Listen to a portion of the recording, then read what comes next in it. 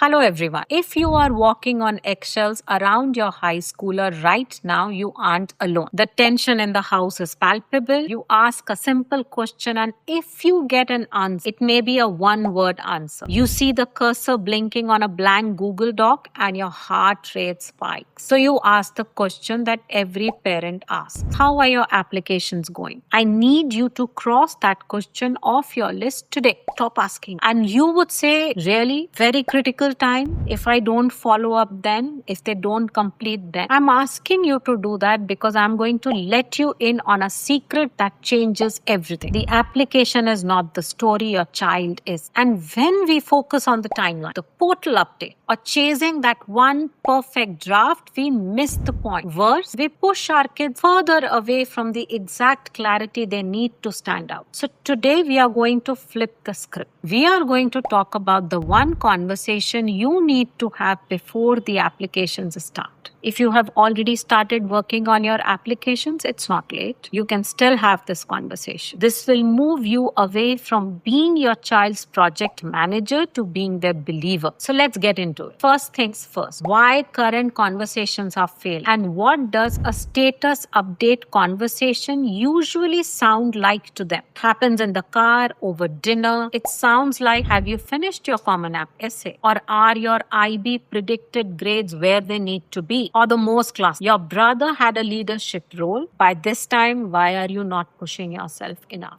I know why we ask these questions. We ask because we love them. And we are terrified. The world is changing, the job market is unpredictable, and we are scared. We are scared of the deadline, the brutal acceptance rates, and the thought that if we don't push them, they will miss out on their dream. Most importantly, a stable future. And it's terrifying. But let's pause, take a breath, and listen to what your teenager actually hears. When you ask about the timeline, they hear you are behind and I don't trust you. When you ask about the GPA, they hear you aren't good enough yet. When you obsess over perfection, they may hear if you don't get in, you are going to embarrass me. The feelings they have are of pressure, judgment, and anxiety. And here's the most troubling part. When teenagers feel judged, they shut down. They don't see you as a safe harbor. They may see you as an admissions officer. And under that pressure, they stop thinking about who they really are and start trying to engineer what they think universities such as Oxford or Stanford or their teachers or you want to hear.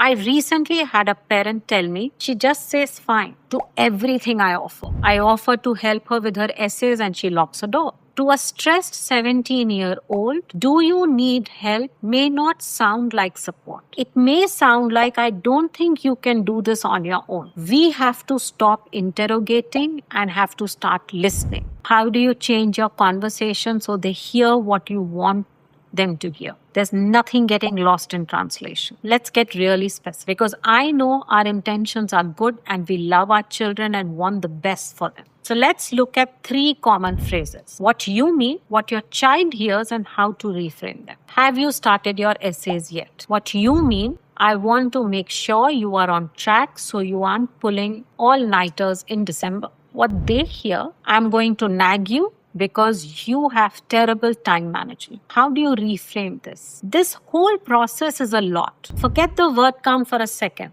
If you just had to put your life in a couple of paragraphs, what's that one thing you would write about or you would want a stranger to know about you? Why would it work? You have removed the ticking clock. You have made it about their identity and not a chore, not a to-do list. Another one. Why don't you apply to the competitive, prestigious colleges? You have the SAT score for it. You mean I believe in you. You are brilliant and I want you to aim high. What they hear, my worth is tied to a brand name. What I really want doesn't matter. How do you reframe this? Difficult, but pause and take a breath. Say instead, let's forget the brand name for a minute. When you imagine yourself on a campus, what does a good Tuesday look like? Are you in a massive lecture hall in the city or a small seminar in a quiet town? Let's figure out where you'll thrive, not just what sounds impressive at a dinner party. And another one, let me look at your essay, I'll fix it.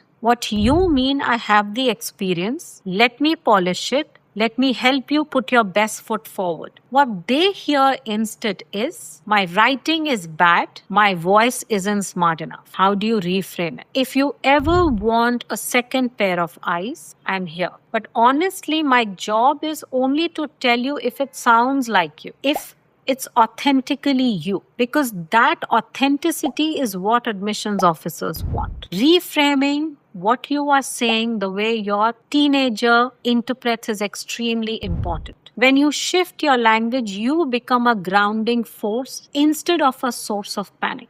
And that grounding unlocks the real conversation. So, what is the right conversation? It's not about the process. It's not about what you fill in the application. It's very easy to do that. It's about the person. We need to create a psychologically safe space. And here's a tip: do not do it face to face over the dinner table. It will sound like an interrogation. Your teenager will not open up. Do this in a car while you're driving.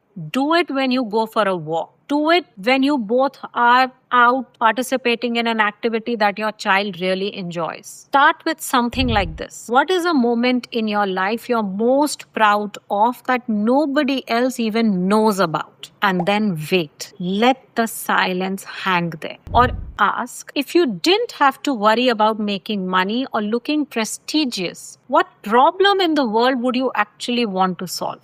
And what are you listening for here? When they answer, you have to listen differently. You are not listening for impressive. You are not mentally checking whether it fits within the 650 word Common App limit. You are listening for values, for passion, for authenticity. So I had a student, his parents were absolutely convinced that his personal statement needed to be about his win at the international robotics competition. Impressive, very impressive. But when his mom took a breath and asked, when do you feel most like yourself? He didn't say robotics. He talked about teaching his younger cousin how to read. He talked about the grinding patience it took and the way his cousin's eyes lit up when a sentence finally clicked and how that made him feel useful in a way coding never did. His mom almost shut it down. She almost said that's not academic enough. But instead, she paused. She said, wow, tell me more about that. The essay got him into his dream school. Not because the activity was shiny, but because the essay was undeniably human. His empathy and patience bled through the page. When you don't judge the answer, you enable your child to be seen. And when they stop performing, they start reflecting. That reflection is the raw material for a beautiful, brilliant application. And then what follows is clarity. Before this talk, your child might have started writing about a summer program that they thought looked good. After this thought, they may realize they don't want to write about the program at all. They want to write about the feeling they had volunteering at the animal shelter and how it shaped their entire philosophy on taking responsibility for the voiceless. Suddenly, the application isn't a chore. It's their story. I have seen students go from agonizing over a writer's block to drafting a beautiful piece in 2 hours. Not because writing is easy, but because they finally know what they want to say. So let me give you one more example. Priya was incredibly anxious. Her parents asked her daily how the essay was coming and got nothing but shrugs. I told her mom to stop asking about the essay and ask about what she feels about things around her. What's a rule that genuinely makes her angry? Priya talked passionately for 20 minutes about a policy she thought was unfair to younger students. Her mom didn't interrupt. She didn't offer a solution. She just nodded and said, that really matters to you, doesn't it? Priya wrote her entire essay about that policy the next day because she wasn't trying to impress an admissions committee anymore. She was telling the truth. When parents tried this, they have always come back to me and said we actually had fun talking for the first time in months. I learned something I didn't even know about my own child. The stress is gone. She's actually excited to write about her essay. You stop being the application police and you become the memory keeper. But before I let you go, I need to give you a warning. Do not ruin the magic. Do not follow up this beautiful, vulnerable conversation with a status check. Don't ask them about their deepest childhood memories and then say, that's beautiful, now go and write. Polish your resume, your deadline is Friday. That will kill it instantly. It tells them that the entire conversation was a tactical trick to get them to work harder. The connection is the work. When they feel connected to you, they feel connected to themselves. And that self-connection is what actually drives them to write and show up authentically. So when they tell you something real, your only job is to say, thank you for sharing that with me. I'm so glad I know that about you now. Not that would make a great essay. Just I'm glad I know that about you.